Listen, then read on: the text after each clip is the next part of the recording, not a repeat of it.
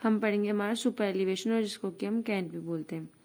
जब हमारी कोई भी ट्रेन जो है वो हॉरिजॉन्टल कर्व पे नेगोशिएट करती है तो उस पर क्या लगता है, एक सेंट्रीफ्यूगल फोर्स लगता है। देखो जैसे कि आपका कोई भी ये आप रेलवे ट्रैक है ना, इस पे कोई ट्रेन जा रही है, हमने छोटी सी एज्यूम कर ली। तो जब इस पे मूव करेगी तो अगर इस कर्व का सेंटर इधर की तरफ है, सेंटर ऑफ कर्वेचर ऐसे करके बना लेंगे हम इसको, कर्व को कंप्लीट करके, तो इस पे जो सेंट्रीफ्यूगल फोर्स लगेगा इस व्हीकल पे या फिर इस ट्रेन पे, तो वो कैसे लगेगा, आउटसाइड लगेगा। ठीक है, ये क्या करेगा, इस ट्रेन को पुश करने की कोशिश करेगा बाहर की तरफ, अवे। ठीक है, away from centre of curve, ये सेंटर ऑफ कर्व है तो इसे दूर खींचने की कोशिश करेगा। ठीक है जी, और ये जो फोर्स इसको पुश करता है आउटर की तरफ सेंटर ऑफ द कर्व से, इसी को हम क्या बोलते हैं, यह इसको बोलते हैं हम सेंट्रीफ्यूगल फोर्स, सेंट्रीफ्यूगल फोर्स। ठीक है, अब इसकी वजह से होता क्या है, सेंट्रीफ्यूगल फोर्स की वजह से, सपोज ये कोई हमारा ट्रक है या फिर कोई बस है, तो जिसका आउटर होता है, देखो जो कर्व सेंटर के पास वाला है वो इनर वाला हो गया हमारा टायर, ये ठीक है, और जो बाहर वाला हो गया वो हमारा आउटर टायर हो गया। तो इसकी वजह से अगर ये कोई बस वगैरह है तो उसकी जो आउटर टायर है, क्योंकि ये बाहर की तरफ खींच रहा है इसको, ये प्रेशर पुश कर रहा है, तो इसके आउटर टायर पे क्या हो जाता है, यहाँ पे प्रेशर इंक्रीज हो जाता है। ठीक है, यहाँ पे प्रेशर क्या हो जाता है, इंक्रीज हो जाता है। अगर ये कोई रेल है तो इस रेल के आउटर रेल पे प्रेशर क्या हो जाएगा, इंक्रीज हो जाएगा जब एक हॉरिजॉन्टल कर्व में ट्रेन मूव करेगी। क्यों, ड्यू टू सेंट्रीफ्यूगल फोर्स। ठीक है, अभी सेंट्रीफ्यूगल फोर्स लगता क्यों है, क्योंकि कर्व में मूव करिए, इसलिए किसी भी कर्व पे हॉरिजॉन्टल कर्व पे लगता है। ठीक है, अब इस से बचने के लिए, इस सेंट्रीफ्यूगल फोर्स को एनकाउंटर करने के लिए, ठीक है, इसको कम करने के लिए, इसको खत्म करने के लिए हम क्या करते हैं, आउटर वाली जो रेल होती है उसको हम हल्का सा उठा देते हैं। ठीक है, ऊपर की तरफ, जैसे हमारा रेल है तो हम इसको हल्का सा, ये हमारा ट्रैक है, इसको हम हल्का सा ऐसे ऊपर की तरफ उठा देंगे, इधर से आउटर साइड से हम इसको हल्का सा उठा देते हैं, और जितना अमाउंट हम इसको उठाएंगे उसी को हम क्या बोलते हैं, सुपर एलिवेशन। सपोज हमने एक सेक्शन कट करा है यहाँ एक्स एक्स, अब हम इसको फ्रंट से देख रहे हैं, अब हम ये देख रहे हैं एक्स एक्स को फ्रंट से। अब हमने इसमें नीचे पहले पतली वाली पहले हमने इसमें पत्थर लगाया था रोड में, जब हमने इसका कंस्ट्रक्शन करा था, उसके बाद में हमने इसमें कुछ और बजरी टाइप लगा दी, तो ये ऐसे यहाँ पे दिखाई देगी आपको, क्योंकि हम इसको ऐसे कट करके फ्रंट से देख रहे हैं। ठीक है, ये बजरी बजरी आपने जो भी यहाँ पे लगाई है वो यहाँ पे दिखाई देगी, या फिर अगर रेनफोर्समेंट है यहाँ पे तो रेनफोर्समेंट दिखाई देगा।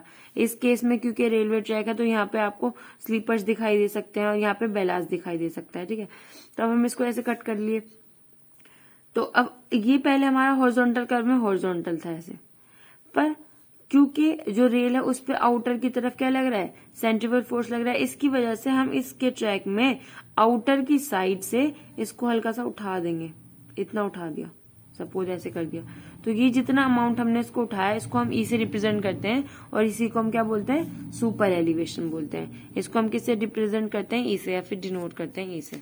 अब हम देखते हैं हम इसको प्रोवाइड क्यों करते हैं, तो हमने वैसे पढ़ाई है, क्यों करते हैं, एनकाउंटर करने के लिए हम सेंट्रीफ्यूगल फोर्स को। ठीक है, और ये क्या प्रोवाइड करता है, इक्वल डिस्ट्रीब्यूशन व्हील लोड का। ठीक है, इस ट्रक में जितना लोड है, इसका जितना भी व्हील लोड है वो इक्वल हो जाएगा डिस्ट्रीब्यूट, अगर हम इसको हल्का सा रेज कर देंगे आउटर की साइड से। ठीक है, तो कोई टेंडेंसी नहीं होती इसकी टोपलिंग की या पलटने की। जैसे अगर आपका ये कोई भी व्हीकल है, इस पे आउटर की तरफ ये कर्व ऐसे जा रहा है, इधर सेंटर है, तो आउटर की तरफ आपका सेंट्रीफ्यूगल फोर्स लग रहा है, तो ये इसके व्हील्स हैं, इस पे प्रेशर ज्यादा आएगा, ये इधर की तरफ टोपल कर सकता है, इधर की तरफ गिर सकता है। तो उसकी वजह से अगर हम इसको हल्का सा राइज कर देंगे, यहाँ पे हम यहाँ पे ई सुपर एलिवेशन प्रोवाइड कर देंगे, तो इसका जो प्रेशर है वो इक्वली दोनों व्हील्स पे डिस्ट्रीब्यूट हो जाएगा। ऐसा नहीं है कि फिर आउटर पे ज्यादा आएगा। ठीक है, तो इससे क्या होता है, इससे आराम से स्मूथली रनिंग होगी। ठीक है, स्मूथ रनिंग होगी किसी भी ट्रैक की। अब ये कहना कि कौन कौन से फोर्स एक्ट करेंगे ट्रेन पे। अब ये क्योंकि हम रेलवे में पढ़ रहे हैं तो इसमें हमारा है ट्रेन, तो हम यहाँ पे इसको आगे देखते हैं। देखिए जी, अब हम देख रहे हैं ये हमारा रेल्स है, ये रेल्स की शेप बनाई हुई है। ठीक है, ये हमारी हॉरिजॉन्टल कर्व के केस में है, पर हमने इसको ई अमाउंट ऊपर उठा दिया। क्यों उठा दिया हमने यहाँ पे सुपर एलिवेशन प्रोवाइड करा दिया किसकी वजह से सुपर एलिवेशन प्रोवाइड करा, ताकि हम काउंटर कर सके इस सेंट्रीफ्यूगल फोर्स को। ये जो सेंट्रीफ्यूगल फोर्स लग रहा है, सेंट्रीफ्यूगल फोर्स आपने क्लास 12 में पढ़ा होगा, इसकी वैल्यू होती है mv²/r। ठीक है जी। अब ये हमारा कोई व्हीकल है या ट्रेन है। अब इस ट्रेन का जो हमारा वेट लग रहा है वो डायरेक्टली डाउनवर्ड लगेगा। ठीक है जी, ग्रेविटी की डायरेक्शन में, तो ये कितना लगेगा, mg लगेगा। ठीक है, तो जो हमारा ई एलिवेशन से हमने इसको उठाया, उसकी वजह से जो एंगल बना है यहाँ पे वो थीटा बना। तो अब ये थीटा एंगल हमारा कहाँ बनेगा, यहाँ बनेगा। अगर हम इसका mg के साथ इसके कंपोनेंट में ब्रेक कर लें इस mg को, mg cos थीटा, और इधर की तरफ क्या जाएगा, mg sin थीटा। ठीक है, ये हमारा mg लग रहा है यहाँ पे। ये एंगल अगर हमारा थीटा है तो ये वाला कंपोनेंट हो गया हमारा mg cos थीटा, और इससे इधर वाले डायरेक्शन में क्या जाएगा, mg sin थीटा। तो हमने इसको यहाँ ना शो करके यहाँ पे ऐसे दिखा दिया, ये वाले भी दिखा सकते हैं हम कंपोनेंट ऐसे करके, mg sin थीटा। तो ये पता चल गया, ये पता चल गया, ये पता चल गया। ये क्या है हमारा, ये हमारा सेंट्रीफ्यूगल फोर्स है, और क्योंकि यहाँ एंगल थीटा है, आप ज्योमेट्री लगा के देखोगे तो आपको ये एंगल भी थीटा ही मिलेगा। ठीक है, तो इसकी वजह से इस डायरेक्शन में जो आएगा वो कितना रहेगा, थीटा की डायरेक्शन में mv²/r cos थीटा, क्योंकि सेंट्रीफ्यूगल फोर्स है तो इसी का cos थीटा आ जाएगा, बस इतना हो जाएगा। ठीक है, अब इसका साइन थीटा भी आएगा एक कंपोनेंट इस डायरेक्शन में, पर उसका कोई यूज नहीं है, उसको हम कंपेयर नहीं करें, इसलिए हमने उसको लिखा नहीं है। ठीक है जी, इतना समझ में आया। क्या है, ये रेल ए है, ये रेल आउटर रेल है, इधर ये हॉरिजॉन्टल कर्व पे मूव कर रही है, इसको हमने इस सुपर एलिवेशन प्रोवाइड करा दिया। उसकी वजह से अभी ऐसे है, थोड़ा सीधी डायरेक्शन में थोड़ा सा टिल्ट हो गई है, तो अब इसकी वेट लग रहा है, उसके कंपोनेंट दिखा दिए, सेंट्रीफ्यूगल फोर्स लग रहा है, उसके कंपोनेंट शो कर दिए, सिर्फ इसमें इतना करा है। और ये जो जी है, ये इनका क्या है, ये इनका गेज है, दोनों रेल्स के बीच में कितना गेज है, ये इसको रिप्रेजेंट कर रहा है जी यहाँ पे। अब फ्रिक्शनल फोर्स हमने कंसीडर नहीं करा है इसमें, क्योंकि हम मिनिमम कैन निकाल रहे हैं। अब हम देखते हैं, अगर हम अपने ये वाले फोर्सेस को बैलेंस करें, किससे बैलेंस होगा, mg sin थीटा किससे बैलेंस होगा, mv²/cos थीटा से। ठीक है, ये इससे बैलेंस हो जाएगा। हॉरिजॉन्टल फोर्स हमने क्या कर दिया, यहाँ पे बैलेंस कर दिए, या ऐसे कहते हो summation of x equals to हमने 0 ले लिया। ठीक है, fx लिख लो, force in x direction equals to 0। तो mg sin थीटा किसके इक्वल हो जाएगा, mv²/r cos थीटा के। अब ये cos थीटा यहाँ पे आएगा इसके नीचे। ठीक है, और m से m कैंसिल हो जाएगा, तो sin theta upon cos theta क्या बन जाएंगे, tan थीटा बन जाएंगे, और यहाँ पे v²/g इधर आए नीचे तो gr बन जाएगा। ठीक है, अब ये तो हो गया हमारा एक कि tan थीटा किसके इक्वल आ गया, v²/gr। इक्वेशन नंबर 1 बना लो। अब यहाँ से इस अगर में देखें, इस एबीसी ट्रायंगल में देखें, हम एबीसी ट्रायंगल में, तो हम कैसे लिख सकते हैं, tan थीटा इक्वल टू क्या लिख सकते हैं, E/g लिख सकते हैं। ठीक है, लिख सकते हैं ना, tan थीटा इक्वल टू क्या लिख सकते हैं, परपेंडिकुलर अपॉन बेस लिख सकते हैं। ठीक है, या फिर लंब बटे आधार, तो परपेंडिकुलर हमारा ई और बेस जी, E/g हमने लिख लिया tan थीटा।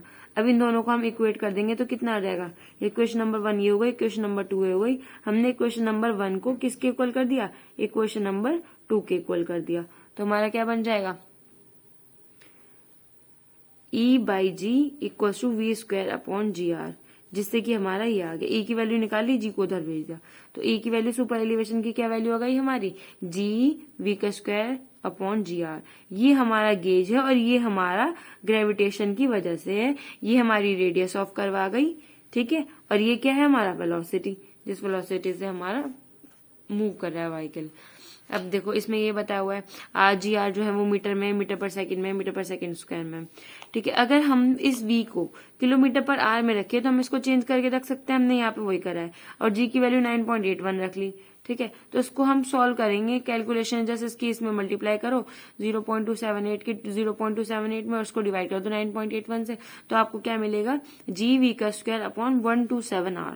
ठीक है, क्योंकि हमें ज्यादातर जो V की वैल्यू मिलेगी वो किलोमीटर पर आवर में मिलेगी हमारे न्यूमेरिकल में, तो इसलिए हम इसको इस वाली फॉर्म में कन्वर्ट करके ऑलरेडी लर्न कर लेते हैं, ताकि हमें एग्जाम में ज्यादा प्रॉब्लम ना हो, ना चेंजिंग वेंजिंग में कंफ्यूजन ना हो।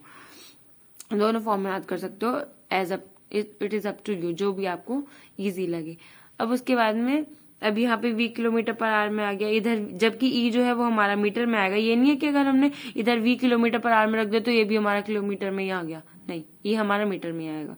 अब G हमारा, G की वैल्यू क्या लें इस क्वेश्चन में, V चलो हो जाएगा क्वेश्चन में, चलो R भी दिया ही होगा, ई हम निकालना होगा, या ऐसा हो सकता है इनमें से कुछ और निकालना है, पर जी कहाँ से आएगा? जी क्या होता है? डायनेमिक गेज होता है। गेज होता है बीजी ट्रैक के लिए गेज कितना होता है? 1750 mm, जबकि हमारा वही गेज एमजी ट्रैक के लिए, ये ब्रॉड गेज है, ये मीडियम गेज है, मीडियम गेज के लिए 1058 mm होता है। ठीक है, ये आपने लर्न होना चाहिए। अब उसके बाद में हम इसकी मैक्सिमम लिमिट देखते हैं, कितना मैक्सिमम सुपर एलिवेशन हम अपने ट्रैक को प्रोवाइड कर सकते हैं। ठीक है, तो ट्रैक अगर हमारा स्पीड 120 किलोमीटर पर आवर से कम हो तो बीजी ट्रैक में 16.50 सेंटीमीटर देते हैं। अगर हमारा स्पीड 120 किलोमीटर से ज्यादा है, ठीक है, तो उस केस में हम 18.50 सेंटीमीटर भी मैक्सिमम सुपर एलिवेशन दे सकते हैं। इससे ज्यादा सुपर एलिवेशन हम प्रोवाइड नहीं करते हैं। ठीक है, मीडियम गेज के लिए हम सिर्फ 10 सेंटीमीटर ही सुपर एलिवेशन प्रोवाइड करते हैं when speed is less than 120 kilometre per hour, जबकि स्पीड इतनी हो तो हम ये सेम प्रोवाइड कर देते हैं। ऐसे ही हमारा नैरो गेज के लिए 7.6 सेंटीमीटर प्रोवाइड करते हैं when speed is less than 120 kilometre. ज्यादातर आपको यही वैल्यू मिलेंगी most of the cases. Maximum value क्या होती है सुपर एलिवेशन की? कहां से कहां तक जाती है? G/10 to G/12, where what is G? G is a dynamic gauge. ठीक है, and that is different for different type of a track, whether it's a BG or a MG. Thank you so much.